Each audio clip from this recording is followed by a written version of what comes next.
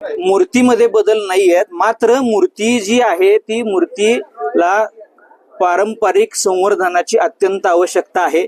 जर या मूर्तीवर अशाच पद्धतीनं रासायनिक प्रक्रिया होत राहिल्या तर 100% ही मूर्ती टिकणार नाही, असं वारकरी संप्रदाय स्मरण म्हणून आम्ही सांगतो. पुरातत्व विभागाच्या या रासायनिक प्रक्रियेविरोधात आहे.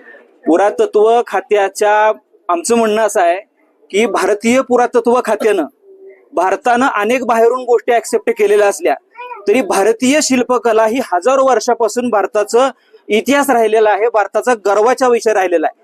त्याच्यामुळं पुरातत्व खात्यानं ही शिल्पकला याचं संवर्धन भारतीय पद्धतीनं कसं होईल याच्यासाठी प्रयत्न केले पाहिजेत, याच्यातले पेटंट्स मिळवले पाहिजेत. मात्र आम्ही काय करतोय, परदेशामध्ये ज्या पद्धती वापरल्या जातात त्या पद्धती मूर्तीवरती वापरल्या जात आहेत आणि आम्हाला मिळालेल्या माहितीनुसार सुप्रीम कोर्ट असेल, हायकोर्ट असेल, याच्या काही निर्देशानुसार पुरातत्व खात्याला जिवंत मूर्ती ज्या मूर्तीची पूजन करत आहेत त्या मूर्तीचं संगोपन करण्याचा कोणताही अधिकार नाही. अशा पद्धतीचं आपण या ठिकाणी नेटवरती सुद्धा सर्च करू शकता. आमच्याकडे हायकोर्टातल्या लोकांनी आम्हाला माहिती दिलेली आहे.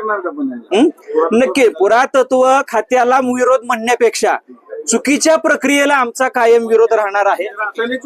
रासायनिक प्रक्रिया केल्यामुळे मूर्ती खराब होते हा आमचा 100% दावा खरा.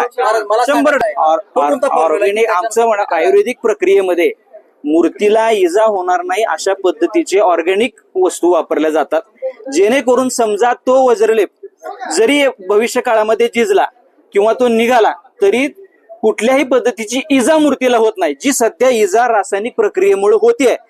आम्ही सुद्धा हे विनंती केलेली आहे आज.